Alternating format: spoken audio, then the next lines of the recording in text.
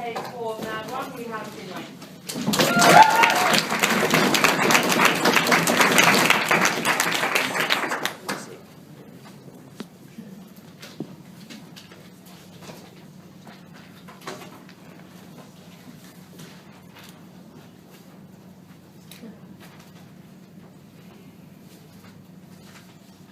Madam Speaker, what we told you from the negative side of this debate was that the way to stop the intervention of the army in the long term was to stop the reasons why they were intervening in the democratic process in Egypt in the first place. We told you the reasons that would be the case was that what the army cared about most was stability because of the very reasons why they had such huge stakes in the economic interest of Egypt, and that's what they cared about most.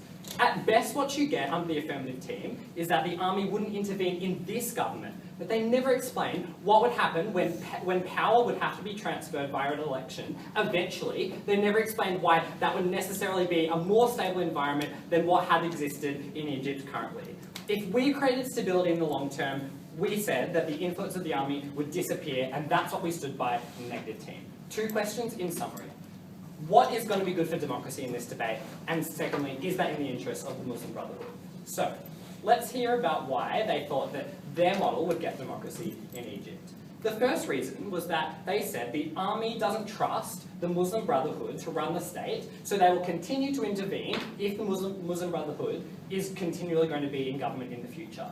We gave you a specific reason why the army intervened recently. We said that meant that they wouldn't necessarily always intervene in similar governments in the future. We told you that the obvious reason why the army intervened most recently was because of the sheer instability caused.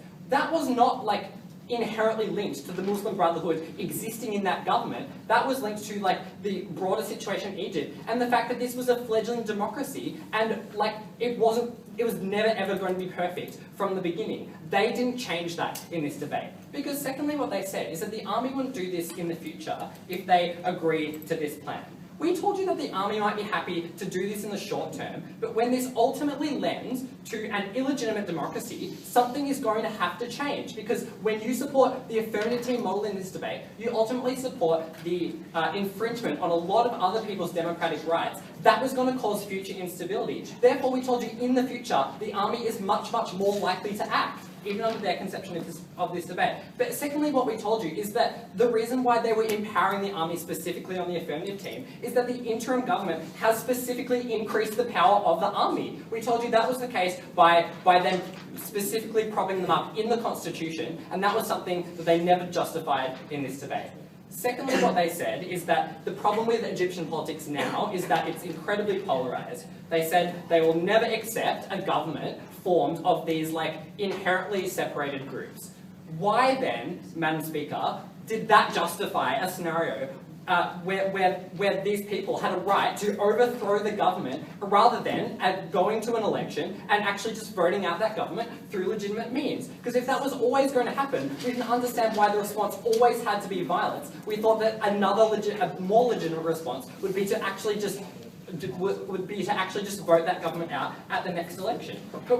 Because what we said was that the answer to this problem was that you actually had to incentivize people to be interested to contest the next election rather than being more violent. What did we hear in response? They said that the best kind of democracy comes when you get a democracy that involves representation. But their democracy in the interim government wasn't representation, Madam Speaker. It was just puppets. We told you that they don't get that because they specifically disenfranchised a whole lot of people in this debate. That group of people was the not 14 million people that were protesting originally. It was the rest of those people who did believe in what that government was doing and who now have to support either people who have conceded their values and joined the interim government, or a much, much more radical group which doesn't represent the views as they voted them into the Morsi government in the first place. So their government doesn't get representation. That was a lie in this debate. But secondly, what they said is that they remove this kind of polarisation in the long term because it looks like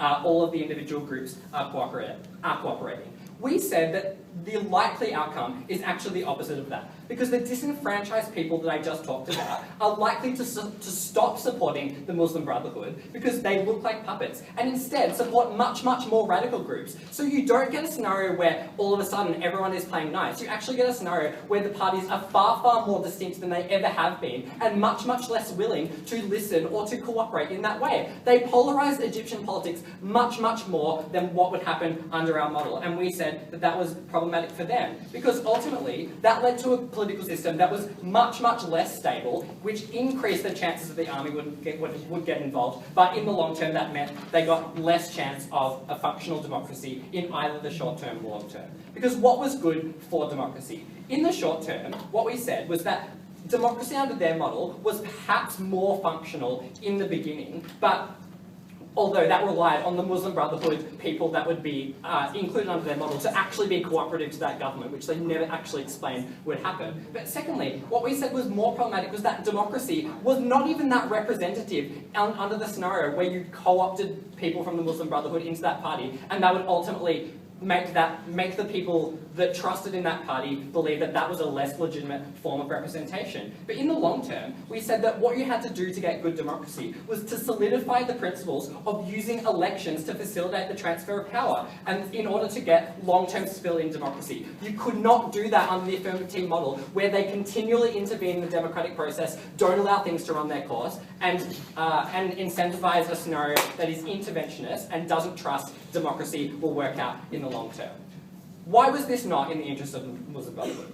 The reasons why they said it would be was that they said that all of a sudden the Muslim Brotherhood would look like it's participating in democracy like it never has before. We had two responses to this. We told you that the advantage of the Muslim Brotherhood from the start, and the reason why they were so popular to begin with, was because they have always been the people that have fought for democracy through the Mubarak period and onto more recent times. But secondly, we told you that therefore this would be antithetical to that perception that they already had, because it looked like they were buying into a system that sold their beliefs, and ultimately that meant that was antithetical to what the Muslim Brotherhood stood for, and that therefore wasn't going to be in their interest. What did we hear at second? They said we need to draw the Muslim Brotherhood into the fold of democracy. But that was not very effective material, Madam Speaker, in the context where the Muslim Brotherhood had just been in government with a huge public support. So that would always be seen as a downgrade in power from them. That meant that this idea of drawing them into the fold was never going to work, because ultimately they had been downgraded from the position of power that they had already held. And finally, what we heard is that this allows them to get democratic representation. Madam Speaker, we told you that empirically they had over 50% of the vote in Egypt.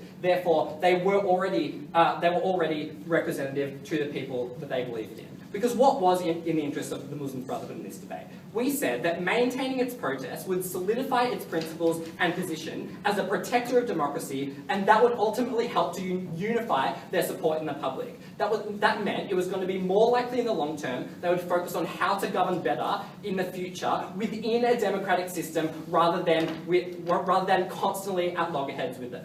Additionally, what we said is that you irritate sympathetic international actors to the Muslim Brotherhood, and that was not ever going to be in the Muslim Brotherhood's interest. All we heard at Tom was that he said that Qatar would act rationally in this debate. We said that if Qatar was acting rationally, then they would continue to support the Muslim Brotherhood because that was going to be lost, because that would always be seen as a betrayal of Muslim Brotherhood's values, which is why Qatar was going to be supportive of them in the first place. Madam Speaker, we get better democracy, and that's why the motion must fall.